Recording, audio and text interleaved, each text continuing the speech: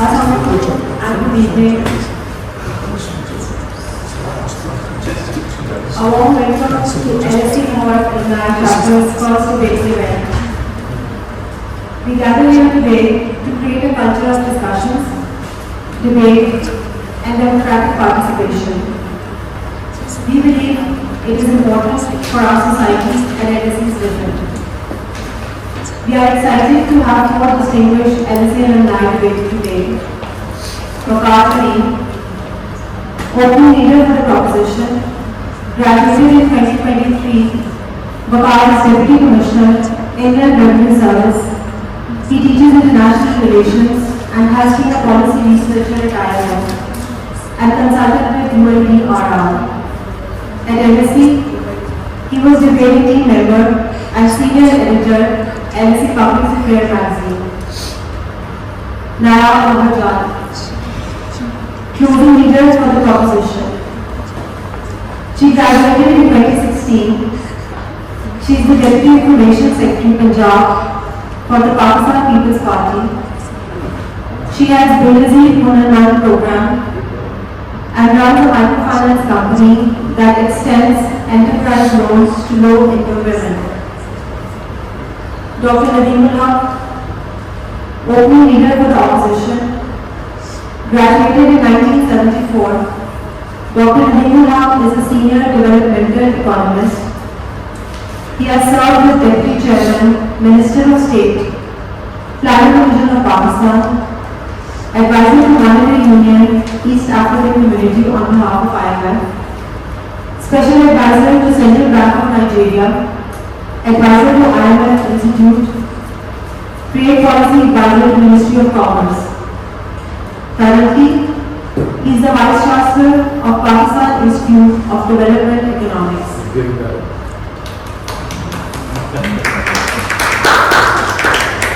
Haseeb Naazir, closing leader of the opposition. Graduated in 2024, Haseeb is a practicing lawyer with a deep interest in international economics, law and development. He did his master's in corporate and commercial law. He is currently practicing law with the United Chambers, Raja Muhammad Akram and Tamil. The motion before the House today is, this government believes that the recent series of exit of multinational companies from Pakistan is a blessing, not a curse. We would like to remind the speakers that the time limit for a single speech is 7 minutes. After 7 minutes, I will indicate by stroke of a pen the time is over, but you may take an additional minute to wind up the debate. Moreover, we have decided not to have question and answer session during the debate, but you may ask questions during the networking after the debate. Now, I invite Deputy Commissioner, Inland Revenue Service, Waqar Karim, to open the case for the proposition.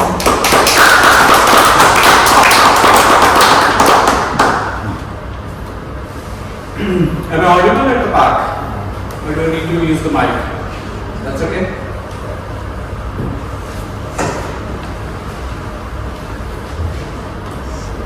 Alright, ladies and gentlemen, let me set the ground first. Let me talk about the motion as to why this exit is not technically an exit for MNCs. There are multiple other reasons. The strategic shifts that these MNCs are taking by moving out of Pakistan. For example, Shell, they want to get out of the retail sale petroleum products and move to other segments. For example, PNG, they want to move on to other bigger, focus on the bigger markets like EU, US, China and other markets. They're moving out from Bangladesh, Latin America, Pakistan and other countries. And there are other options, there are other countries which have different policies when it comes to different companies, so companies are prioritizing the one. And there are other examples in which our domestic sector is doing quite well, and that is the reason these companies are moving out. For example, the grain hailing services like Uber, Karim, our own domestic sector companies like Django or InDrive, they're doing quite well. So that profit maximization is not there when it comes to competing with the domestic players. Secondly, this debate started from the idea that When PHG moved out, there were questions about the macroeconomic activity, the macroeconomic indicators of Pakistan's economy. That needs to be highlighted. Let me give you the other side of those macroeconomic activity. For example, large-scale manufacturing in Pakistan was on year-on-year basis in July 2025 was 9%, and that wasn't because of the economic activity of these foreign direct investment dominated sectors. It was because of the domestic sectors like chemical industry, like furnitures, like other such industrial growth components. And we do have the new entrants coming in Pakistan. For example, UAE's investment in banking sector in Pakistan, first women bank being handed over to the UAE investment sector. And then there is this interest from the Mashriq group. We have the Chinese player in the tire manufacturing industry, partnering with service industry, and we have so many other market players who are sort of coming into Pakistan in this macroeconomic condition that we have right now. So, and then there is this clarification that this side of the house is not against the idea of the foreign direct investment being coming to Pakistan. That's unfair and naive to expect us to defend that idea. We are moving towards a different mode of that FDI that would be based on, number one, the partnership and the shared ownership model that we have in place at this point in time. Number two, we feel that this idea of having foreign direct investment solely depending upon that idea, it compromises the idea of economic sovereignty in Pakistan. It brings in the idea of huge economic dependency, and our policies, our sort of priorities are set or directed towards engaging and making sure that they stay in Pakistan at the cost of the underdevelopment of the domestic players in Pakistan. Number three, I would want to talk about the idea of artificial intelligence as the new equalizer in this age, in this era, and how and why we do not need so much of foreign direct investment in order to compete into this era and in this time in artificial intelligence development. And then I'm moving on to other arguments later on, if there is time left for that. So the first idea, economic dependence. These companies, when they come to Pakistan, they ask for certain leverages. For example, in 1990s or 2000s, when the independent power producers, they started coming into Pakistan, there was this idea of capacity purchase pricing, there was this idea of relaxed taxations and much more. So much so even we have to follow the same suit at this point of time as well. Had it been on the principle of the automobile industry policy that we have at this point of time in the form of shared ownership and shared transfer of technology in Pakistan, we are witnessing that it would have been a different suit altogether. Secondly, in terms of these foreign companies coming to Pakistan, we missed a very important transitional phase in our economy in 1990. What was that? When we were incentivizing these big market players, international market players to come into Pakistan and invest over here, our regional neighbors like India, like China, they stuck to the idea of economic protectionism and let their domestic market grow. So we thought that we missed that structural phase of economics. This is a blessing at this point of time, not a curse to sort of adjust the course. It's a course correction for us in which we can adopt this idea of market protectionism and market conservatism. Whole world is going about that. It's all that economic realist model at this point of time that we need to adopt and we need to get into as well. Coming towards the second idea, which was the idea of shared ownership and the market, shared ownership in the market and the transfer of technology. We believe that foreign direct investment or external investment in Pakistan, it brings the transfer of technology can only be brought if we have this idea of shared ownership. Let's take the example of automobile industry. 2016-17, from 15-16-17, we had this policy, and we're sort of reaping the fruits at this point of time. We have so much competition. Our automobile industry had never witnessed a competition like that. The prices, for the first time in the history, we're witnessing a price drop in the market car retail prices. Secondly, the transfer of technology started off from CKD, from assembly units, and now we have the manufacturing base being sort of developed in Pakistan. So this idea of shared ownership, transfer of technology can also be replicated into other spheres like retail sector, which in our case PNG did the same. So we don't need, there are certain segments who, obviously no one can deny the need of FDI, but at the same time the domestication or the favoring the domestic component of the market is something that we need to focus on. Thirdly, artificial intelligence is the biggest equalizer at this point of time, since the invention of fire and fuel. How so? We missed the industrial revolution bus, rather we were ran over it, and then we have this information technology revolution. We could not hop onto that, and as well, now comes another equalizer, industrial revolution 2.0 in the form of artificial intelligence, where we can catch up that in economics, we can have that catch up effect. In terms of economics, we don't need FDI for that. For example, obviously we need FDI, but not that FDI centric policy should be adopted. We don't need that. We have that Pakistan Vision Artificial Intelligence Policy 2025. We have Pakistan Virtual Assets Regulatory Authority being formed, blockchain authorities on its way. So a digital AI ecosystem in place would make sure that the domestic players hold the major share into it, and more importantly the foreign players whose motive is the profit maximization, which has hurt us the more. How come? Stress on our balance of payments in case of the repatriation that they do after taking out those profits. That places, for a country like us, ideally should not place a stress on any country, but for a country like Pakistan, it does place a stress on our balance of payments. Second idea, they're not export oriented. For example, all these companies, more than 200 multinational companies in Pakistan, the collective share of exports is not more than 1.5 billion per annum. So that's with the repatriation, their collective export share is very low. Why is it so? Because we have facilitated them so much that World Bank terms Pakistan's economy as the most protected economy, one of the most protected economies in the world, as compared to our protection tariff barriers are double as compared to the global average and triple as compared to the East Asian successful economies. So for all these reasons, I would love to propose.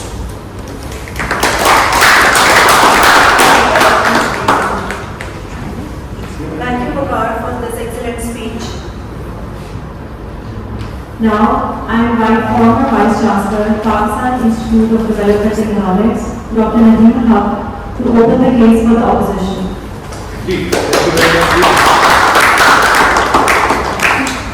Let me begin by saying thank you very much to Karim and Haseeb for organizing this debate. I think it's long overdue that the LSE society should be developing public debate in Pakistan. LSE, in my day, we used to break down gates and we used to break down all kinds of things. It's a radical place. And the idea was to start changing the British society. So I suppose it's a good thing we should have this debate here. Now let me say I'm very impressed by what Waqar said. I'm almost convinced by him. But at the same time, he talked on both sides for protection. On one side he says we need more protection, on the other side he says, but I want to raise 5 new points. One, that the company is the most important invention of mankind. It was the company that created the industrial revolution. It was the company that colonized us. It was the company that made me here thousands. I still living in notice out there. It was the company that taught me how to do anything. Otherwise, I'd be still sitting on the floor doing my good. So help. Company and multinational companies are the bread and butter of humanity. This is what we do. This is what we invent. So very important. Now let's look at what the companies are doing. There are 7 companies in the world that are worth more than $1 trillion. Pakistan GDP is $400 billion. We are not even a company yet. There are, I think if I remember right, 18 or 19 companies that are above $500 billion, worth more than $500 billion. Despite our protection against what have we created? Pakistan has only $11 billion companies, out of which 3 are owned by the public sector. 5 are owned by multinationals, like Unilever, British American Tobacco, etc. There are only 3 state-owned companies could have called state-owned companies that are $1 billion. We still are sitting in the age of state-owned companies. I call them stunted state-owned companies. Sorry, stunted industry. Why stunted? State-owned, non-professional, unlisted companies. We can't grow in these companies. That's why I welcome the multinationals. Bring them in, let them grow us, we can't grow. Now the second point that I want to make is multinationals are the repository of knowledge. They create knowledge. This light, air conditioner, cars, everything was created by multinational companies. All we have created is the sharpener. So for God's sakes, we can't go to textile. 80 years and we created only linen and lawn. So I'm afraid we need the multinationals to give us innovation. We have created a brand name in Pakistan. So we need the multinationals to teach us. Now the thing about multinationals, there's tons of evidence to show. Multinationals, what you call knowledge spillovers. They create knowledge spillovers. But I'm afraid there's a problem. For a knowledge spillover to happen, there has to be a learning population in the society. Unfortunately, we are not a learning population. So we need a little more time. As my friend Jerry around India said, the British left the way. Maybe they should stay 100 more years so that they can comfortable in this trouble. It's still not comfortable. And women perhaps could got a better dress than hijab that we have. I hope this is not blasphemous here, but good to have some fun. So the question is, multinationals are very important knowledge builders. They create brands, they create R&D. We can't. We still can't make despite what you say about car, we can't make a car engine in this country. We can't make a compressor. We have done no real R&D in this country. In fact, we have no R&D in this country. Our universities are bad. Next thing is that FDI and multinational create growth linkages. We've done lots of studies. I quote one study which says that multinationals create 10% increase in multinational investment will create 0.3 to 0.5% growth in the long run. 3 to 5% growth in the long run. So that's very important.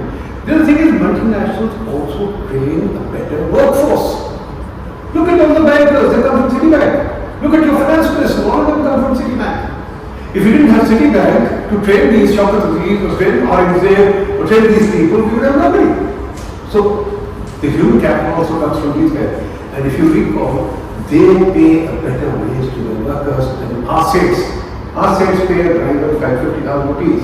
The multinational pays 150, 200,000 rupees. So they create a better class of worker, better trade. Rajas are sitting here, you tell them, they have better training. So that's very important. They increase productivity. We've again seen that they increase productivity by 12 to 18% multinational increase in productivity. So okay, what do we do about this? Then yes, multinational create exports and competitiveness. Let me end with an analogy since it's very time. Most of the younger you probably don't know this name. There was in my day there was a guy called Guru Velman. Do most people know about him or not? You guys know about him? Guru Velman was heavily protected wrestler. He was a world champion wrestler according to us. We called him Rustam as the man. We gave him a huge amount of subsidies. We gave him all kinds of advantages. And he was wrestling with them. One day, he was challenged by a famous Japanese wrestler called Inoki. Inoki came and knocked the daylights out of him. The whole family disappeared after that because they couldn't compete. So it's the same thing with us. We want to protect our car industry. Our car industry can't survive. It's a dead industry. It should be put to sleep. Our fertilizer industry is a dead industry. It should be put to sleep. We've written about all these things. The question is whether we have a genuine industry. A stock market. A stock market is nothing. A stock market is maybe 10% of GDP. India has 110% of GDP. I was telling you about our companies. Our biggest company is $3.5 billion, which is ONGC, a government-owned company. Guess how much Tata is worth? Tata is worth $420 billion, more than our GDP. Guess how much Maybank in Malaysia is worth? $150 billion. Guess how much Starbucks is worth? $100 billion. Folks, we need big companies, we need multinationals. Until we get them, We should allow multinationals to come in. We should allow them to come and teach us something. The only thing we should get ready to learn. Thank you.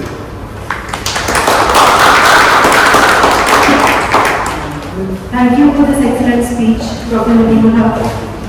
Now I invite Deputy Information Secretary, Pakistan People's Party, Nayab, to close the case for the proposition.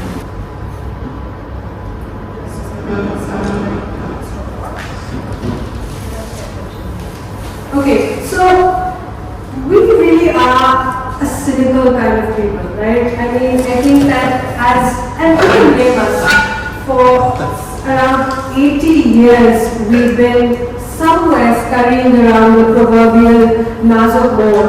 Every 10 years when something good starts to happen, all of a sudden, you know, there's the odd overthrow of a government, there's an odd coup, there's an odd terrorist attack, something like that keeps on happening. So, I understand when we feel defeated and we feel disappointed and we just sort of become a glass half empty kind of people. But there's something fundamentally that has shifted this year. And I know you all have felt it. Somewhere around the month of May, something fundamentally shifted and we all experienced it together. So what I'm going to tell you today is that perhaps it's time to put this cynicism in the back drawer for now and to think about what we've actually achieved this year as a country, not just economically, but primarily on the diplomatic front. And that's where I'll be talking. But I'm not a student of economics. I'm surrounded by giants in economics, so I'm not even going to try and match up with their level. But I am a student of politics, and I am a political worker. So what I am trained to do is to see how the political and the economic are intrinsically linked, and why the biggest key ingredient for any kind of macroeconomic stability actually begins on the political and diplomatic and security fronts. So what I'm going to show you today is that in 2025, actually Pakistan does stand at a juncture where, looking forward, we can be glass half full kind of people. And that, my friends, is something that at least I have not experienced in my life, which is not that long.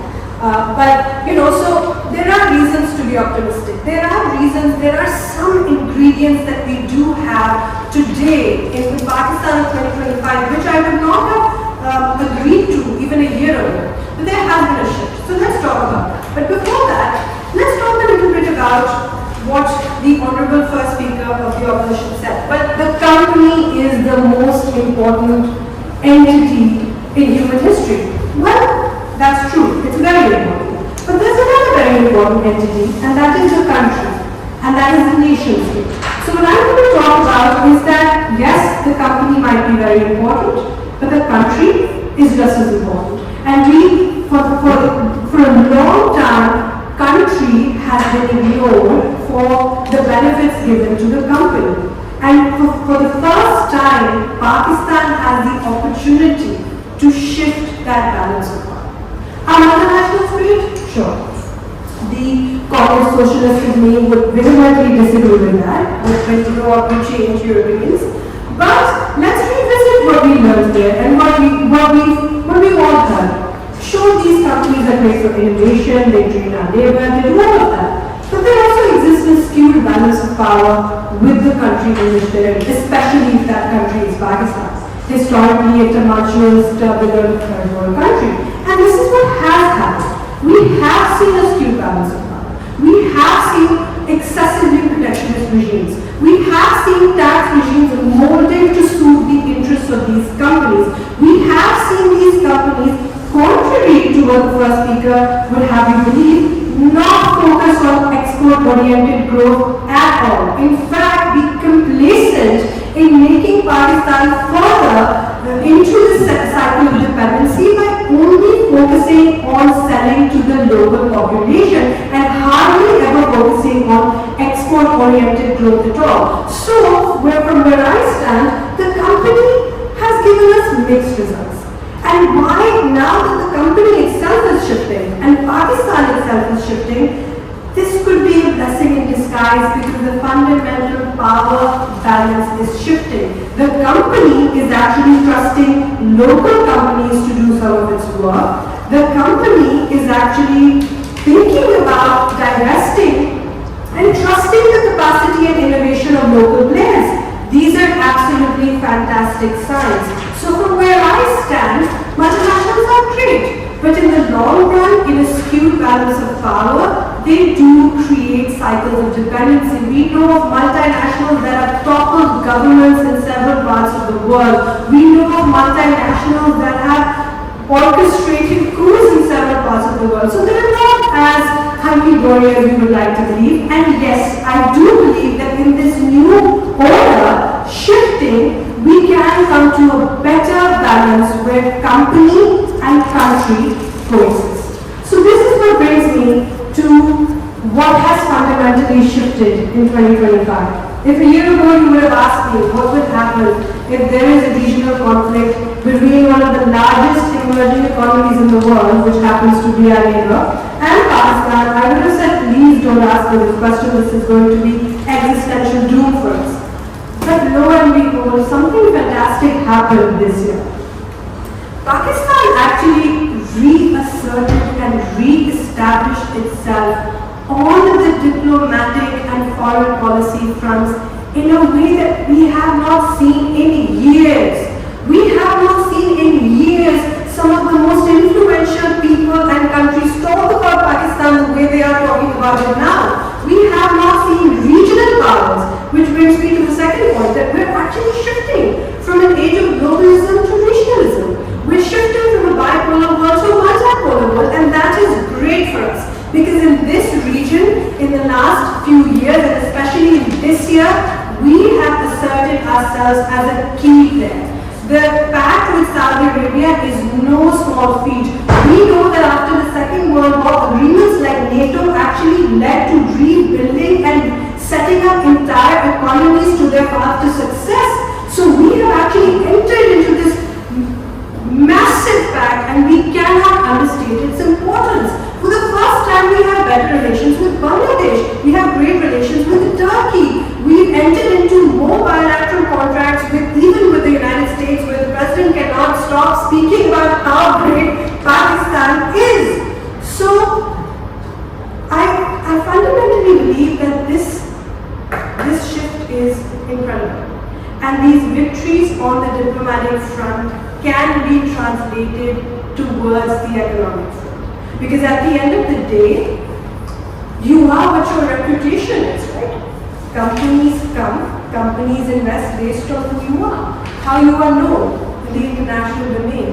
And right now, Pakistan, the Pakistan of 2025, is the Pakistan that shot down 7 planes, is the Pakistan that President Trump can't stop speaking about, is the Pakistan that's on great terms with Bangladesh, is the Pakistan that signed a deal with Saudi Arabia, it's the Pakistan that has great relations with Turkey, with the UAE. So that, I believe, this is the perfect time for this shift, economic shift that is happening, where companies are actually making the space for localized and regionalized action to take place. So please, do not fall into the trap of this cynicism. In 2025, believe in Pakistan, be glass full kinds of people, and help support the government in seeing this as a lesson. Thank you.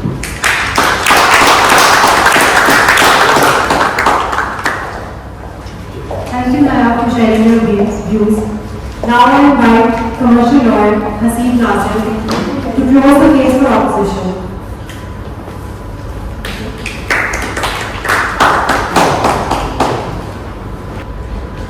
Good evening, everyone. May I please begin by expressing how grateful I am, and yet at the same time how underqualified I think I am to speak alongside Dr. Nadeem, who is no less than an intellectual prodigy in developmental economics. It is indeed an honor to speak alongside you, sir. And may I also please take the liberty of expressing my admiration for indeed impressive array of arguments that have been indeed advanced by the members of the bill. But please don't get me wrong. When I say that, I am impressed by the arguments of the members opposite. I only mean to say that I am impressed by the articulation of their case and by the passion of their advocacy. It is certainly not the substance of their submissions that I seek to conclude. Because we think that this proposition is nothing but a classical definition of economic populism. And therefore we think that far from blessing, the recent wave of the exit of MNCs is a curse that not only strikes into the hardcore economy, but also our global credibility. But before I go into the details of why we think that the wave of departure of MNCs is a curse, I would like all of you to construct a hypothetical. Now I know most of you, if not all of you, have been the beneficiaries of foreign education at some point. Now, just imagine if the government all of a sudden thinks and says that the foreign education in Pakistan is bad. Because, and the reason they gave this for this policy directive is that it hurts the local educational institutions. So what would your reaction? Your reaction would be that it is ridiculous and it makes no sense. And whether like it or not, this is essentially or almost exactly the premise of the propositions already. They would like us to believe that it were somehow the multinational companies that were certifying the growth of local businesses. They were talking about the balance of power which was finally about to shift. They were talking about economic protectionism.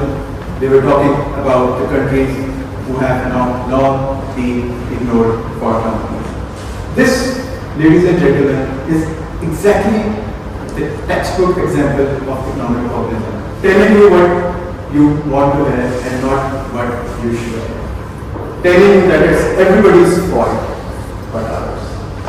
But let me tell you what you should have. The fact that the multinational companies are exiting at a rapid pace is a curse. This is because, firstly, the presence of MNCs in Pakistan not only creates jobs, creates a decent corporate culture, they are also the symbols of globalization. They are much more than foreign businesses who are just doing the business there. They are the symbols of globalization. They help us integrate into the rest of the economy. They help us induce us to get better and modernized. Secondly, MNCs also serve signaling functions. If we have a business climate that is not friendly for the multinational companies, then it is not just the multinational companies that exist. It is also the local businesses that flee. And may I take the liberty of reminding the members opposite as well as the members of audience that we have one of the highest rates of brain drain in the world. So, as the Dr. Nadeem points out, it is not just the multinational companies who are exiting. It is also our own people who don't want to live here, let alone they would ever invest their savings into the local businesses. Thirdly, even if I concede that the exit of MNCs is somehow a blessing, then why is the case that countries like Zimbabwe, Venezuela, who have had witnessed similar waves of multinational companies exiting their country, have not been able to cultivate a thriving local business culture? Why is the case that on the other hand you have countries like Vietnam, for instance, who opened their gateways to multinational companies and are now the economic regional heavyweights? And one other point I would like to make here is that it is certainly not the case of the opposition that MNCs are some super good entities or that they are super perfect companies who have our country's best interest in mind. They are far from stellar. In their race to the bottom, they are always looking for the lowest wages. They are always looking for the profit maximization, as the members also rightly pointed out. But we need to ask ourselves that what is the relevant counterfactual here? What if the multinational companies had never set their foot in Pakistan? What would have been the case in that counterfactual? Ladies and gentlemen, in that counterfactual scenario, the lowest wages would be replaced by no wages at all. And the exploitative employment contracts would be replaced by no employment contracts at all. And finally, and more importantly, when you listen to the arguments of the members of opposite. You inevitably get this impression as if the local businesses and the multinational companies cannot go hand in hand. As if it is the Heisenberg principle of uncertainty at play here, that the pursuit of perfection in one inevitably leads to imperfection in the other. This is certainly not the case. In fact, more multinational companies in Pakistan means more local businesses who can thrive alongside the multinational companies. Because as the right honorable members of the opposite bench rightly pointed out, that the multinational companies have a lot of influence on the government. So they can use that influence for all the wrong, nefarious, exclusionary purposes. But one thing that they create, nonetheless, in the end, is the favorable business climate for everyone, of which the local businesses are also the beneficiaries. So when the multinational companies depart, that influence on the government also disappears. And as a result, it is the overall business climate that suffers. It is like a storm when it hits the sea. It is not just a one boat that sinks. It is the entire fleet that falters. So therefore, I know this is not a debating contest. You just have to agree with or make up your mind which side you want to agree with. But before you make up your mind, you should be very clear on what you want. Whether you want economic populism, or you want economic growth that creates jobs, decent corporate culture, and a prosperity that is shared by everyone. Decide whether you want to be a part of a cosmopolitan world based on the values of globalization and internationalism, or you want to fall prey to fantasy economics. Thank you so much.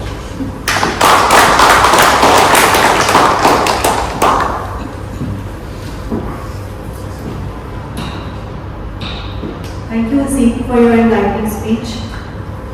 That's the end of our debates. Thank you all for being part of this.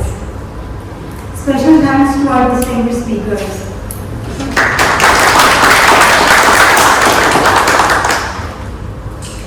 This event would not have been possible without the support of LSE Lahore Alumni Lahore and Haseeb, who also happens to be LSE alumna, for this incredible venue.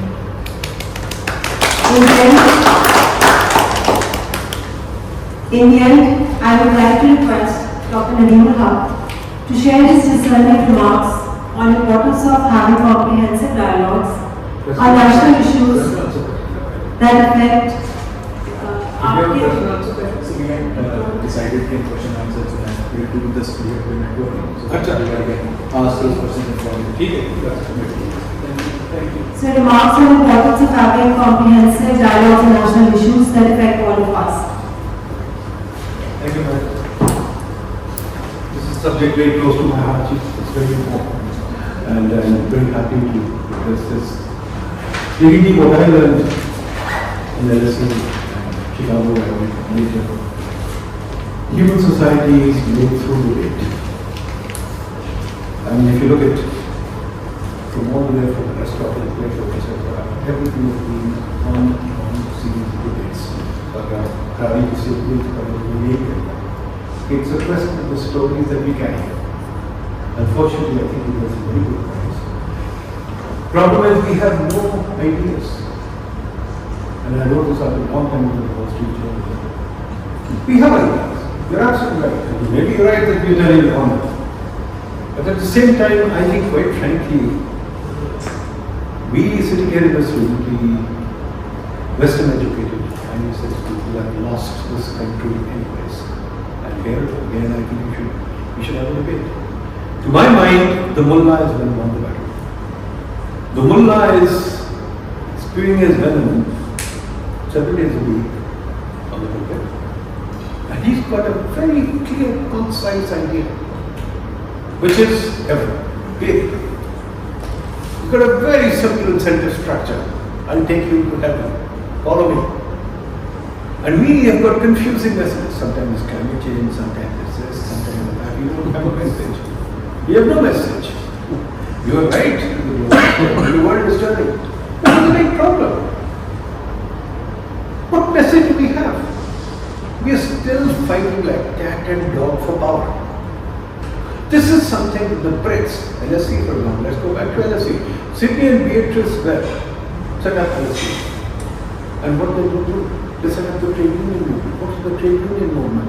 Which was basically how to bring into place the social welfare state we see now. Which is an idea, and the idea took off. Same thing, for example, the British Constitution was an idea. And you know, they debated it, they talked about it, the idea took off. Suffragette movement was the same thing, civil rights movement was the same thing. Tragedies in Pakistan, you know, Mullah's ideas. Mullah's there, and he's saying, I'll take you to heaven, and we'll all go to heaven, inshallah. And we'll get the prizes, I won't go to that, but we'll get prizes that we tell them.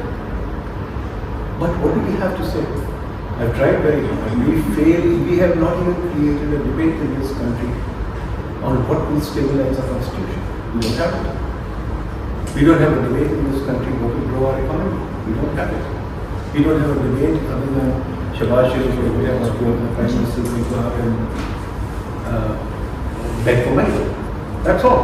But we have no idea. As I said, our industrialists don't have an idea. Our intelligence don't have an idea. Our universities are silent. The whole country is silent. I wish, and Maria was made a great effort.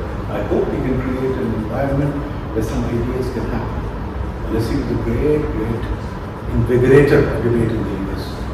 The other university, I went to the University of Chicago, changed the world by means of putting forward this new liberal synthesis that I'm sure you would like. But the neoliberal synthesis is one, whether you like it or not, it's one. Now maybe we'll see a reversal after Trump, as all good things have to come to an end. So in the end, yes, we'll see a reversal. But when I don't know, right now it's been it was a debate started by Haque and Friedman.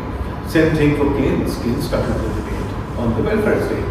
Or I would say even further back, Sydney and Beatrice were created the debate. Even before that, John Locke and Hume created the debate, and I hope all of you did the course. We had this famous course in government that we had to do, and I must say I hated it. I had to pass it. So the thing is, where are the ideas in Pakistan? That's the biggest problem I have. And here, Maria, you're right, we should create debates. But then the biggest problem is, do we have an audience for debates? I'm afraid in this country, the culture is very simple. We're a very simple culture. We're a very simple culture. Funerals, shadis, conferences. We wear the same clothes, and it's all for dinner. We eat. The one thing we don't have is the debate. I have been in so many conferences, and the only way to turn the conference hall was to let the secretariat know that lunches will be served. And lunchtime, everybody in the hall was full. Before lunch, the hall was empty. I've got videos to show you that.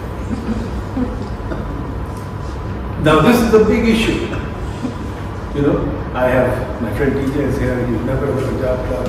I keep talking to the Punjab Club, in fact, leading them. Where are the debates? Jumkhana, you are here, sir, Jumkhana. Where are the debates?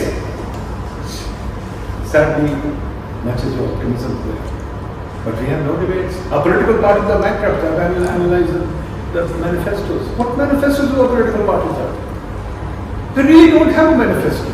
And they have no ideas coming out of it. With the result that whenever they come to power, they run around looking for a city banker to come and run the economy. They run around somebody else looking for IMF to fill that gap. That's all we do. So it's a very important thing to do. But Mariam, our challenge is how do we get a society to get out of the malaise where they make a debate, where they think that the most important item, अच्छे खासे घरों से मोटे तकड़े लोग आके सोचते हैं कि हम पहले खाने पे पहुंचे और खाना खा के फिर घर भाग जाए. Intellectually we are bankrupt. शायद थोड़ा mid festival हो जाता है, but that's also more for sure than anything else. So I applaud you. I think it's a very good thing that you've done. I hope you can invigorate the debate in this country. We need it very badly. Thank you.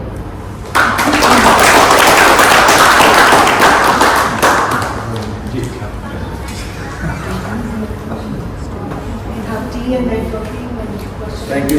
Thank you. Networking. Thank you very much. Right here. Thank